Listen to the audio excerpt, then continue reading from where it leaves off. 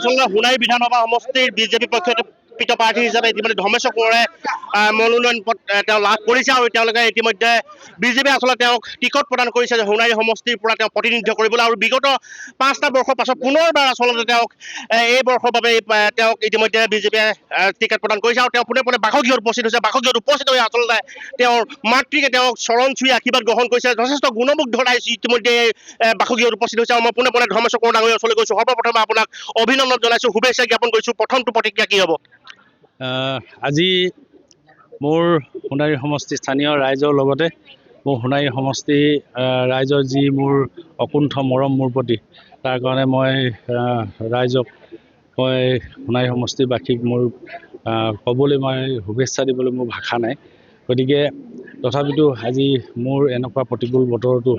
মোক আজি আদৰি নিবলৈ আহিছিল এতিয়াও আমাৰ যিখন ফাইনেল যিখন আমাৰ তালিকা সেইখন এতিয়াও প্ৰকাশ কৰা নাই 12 বজাৰ আগে পাছে হ'ব গতিকে তথাপিতো এটা ভিতৰুৱা খবৰে এইখিনি আমাক অন্তত নিশ্চিত কৰিলে সেয়েহে আজি আগতীয়াকৈ আহিলোঁ গতিকে আজি ৰাইজৰ যি অকুণ্ঠ সঁহাৰি আপোনালোকৰ যিখিনি মৰম এই মৰমখিনি হয়তো ভৱিষ্যত কোনোদিনে পাহৰিব নোৱাৰে আজীৱন থাকি যাব গতিকে এই মৰমে ভৱিষ্যত জীৱনলৈ যাতে আৰু উৎসাহ সাহস আৰু প্ৰেৰণা যোগাব হয় আচলতে বিগত আপুনি 5টা বছৰ যথেষ্ট উন্নয়নমূলক কাম হৈছে ইতিমধ্যে ৰাইজে দেখিছে সোণাৰীক লৈ নিশ্চয় আপোনাৰ সপোন আছে প্ৰথমটো সপোন আপুনি এই আগন্তুক 5টা বছৰত আপুনি প্ৰথমটো সপোন কি সপোনটো আপুনি সাকাৰ দিবলৈ চেষ্টা কৰিব সপোন মানে কি যিবিলাক আমাৰ উন্নয়নে ভৱিষ্যত আমাৰ উঠি অহা নৱপ্ৰজন্মক যে এটা মাত্ৰা দিব উঠি অহা নৱপ্ৰজন্মক অৰ্থনৈতিকভাৱে সকাহ দিব টনকিয়াল দিব তেনেকুৱা ধৰণৰ উদ্যোগেই হওক বা অন্যান্য আমাৰ যিবিলাক শৈক্ষিক প্ৰতিষ্ঠানেই হওক বা আৰু বিভিন্ন ধৰণৰ যিবিলাকে আমাক ঐতিহ্য বহন কৰিব যিবিলাকে আমাক ভৱিষ্যত অসমৰ মৰ্যাদা জীয়াই ৰাখিব যিবিলাকে অসমৰ জাতীয় অস্তিত্ব জীয়াই ৰাখিব তেনেধৰণৰ কিছুমান কাম কৰা মোৰ এটা সপোন আছে যিহেতু ভৱিষ্যত আমাৰ নিজৰ জাতিটো আমি সুৰক্ষিত কৰি যাব লাগিব তাৰ পাছত আমাৰ উন্নয়নৰ কথা আছে উন্নয়নখিনি হৈ থাকিব আৰু হৈ আছে ভৱিষ্যত আৰু তেনেধৰণৰ উন্নয়ন বেছিকৈ কৰা এটা মানসিকতা মনত পুহি ৰাখিছোঁ দেখা গৈছে আচলতে টিকেট লাভ কৰা প্ৰাক মুহূৰ্তত আচলতে যথেষ্ট প্ৰত্যাহ্বান আছিল আচলতে টিকেট দাবীদাৰ ভালেকেইজন আছিল কিন্তু আপুনি হেলা ৰঙে সকলো ওফৰাই আজিৰ তাৰিখত আপুনি বিজেপিৰ পৰা পক্ষপাতিত প্ৰাৰ্থী হিচাপে নিৰ্বাচিত হৈছে বুলি ক'ব লাগিব আৰু প্ৰথমটো ক্ৰেডিট কাক দিব আপুনি সকলো ৰাইজকে মই সেইখিনি ক্ৰেডিট দিব লাগিব কাৰণ কেলৈ ৰাইজৰ যিখিনি মৰম যিখিনি ৰাইজে মোৰ প্ৰতি থকা আন্তৰিকতা তেওঁলোকে যিখিনি আমাৰ দলীয় নেতৃবৃন্দক পতিয়ন নিয়াবলৈ সক্ষম হ'ল গতিকে তাৰ কাৰণে মই ৰাইজকে মই ধন্যবাদ দিব লাগিব আমাৰ যিসকল আমাৰ সোণাৰীবাসী ৰাইজ সেইসকলৰ মাজত অন্তত মই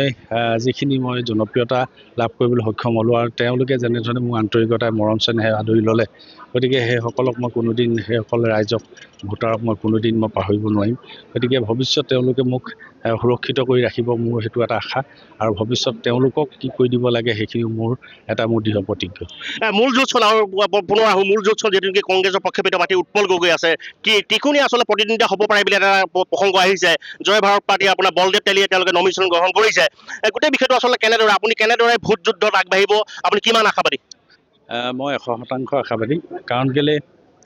মই উৎপল গগৈ বা বলদেৱ তেলী কোনো মই প্ৰত্যাহ্বান আছে বুলি মই নাভাবোঁ। কাৰণ কেলৈ আমাৰ যিহেতু চৰকাৰখনে যিখিনি উন্নয়ন কাম কৰিছে, মাননীয় মুখ্যমন্ত্ৰী মহোদয়ৰ নেতৃত্বত সমগ্ৰ অসমৰ বিভিন্ন চুকে কোণে যেনেধৰণে উন্নয়ন হৈছে, আৰু বিভিন্ন শিতানত বা বিভিন্ন আমাৰ বিভাগত শৈক্ষিকে হওক বা আমাৰ স্বাস্থ্যই হওক, কৃষিয়ে হওক বা যাতায়াতৰ ব্যৱস্থাই হওক, সকলো দিশতে এইখিনি যেনেধৰণে উন্নয়ন হৈছে, এই উন্নয়নক কোনোদিনে কোনো জনতাই হয়তো তাক সমালোচনা কৰাৰ ৰাস্তা নাই বা থল নাই। তাৰ কাৰণে আজি ৰাইজে আঁকোৱালি লৈছে আৰু সাধাৰণ দৰিদ্ৰ লোকসকলক যেনেধৰণে সকাহ দিয়াৰ যিবিলাক আমাৰ সুবিধা, যিবিলাক আঁচনি আমাৰ চৰকাৰে অৱশ্যে ৰাইজৰ মাজলৈ উলিয়াই দিছে, তাৰ কাৰণে সকলো সাধাৰণ জনতাই আজি ভাৰতীয় জনতা পাৰ্টি দলক অন্তৰত হৃদয়ত স্থান দিছে। হয়, এয়া আছিল সোণাৰী সমষ্টিৰ বিজেপি প্ৰক্ষেপিত প্ৰাৰ্থী ধৰ্মেশ্বৰ কোঁৱৰ ডাঙৰীয়া, আৰু তেওঁ ইতিমধ্যে ভালেকেইটা কথা ব্যক্ত কৰিছে। আৰু আমিও আচলতে আগন্তুক সময়ৰ বাবে আমি ND24 জনাইছোঁ অফুৰন্ত শুভকামনা।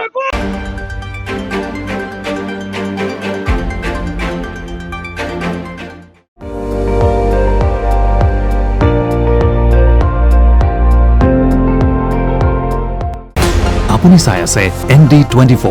সৰ্বশ্ৰেষ্ঠ নহয় সৰ্বোত্তমৰ দৌৰত।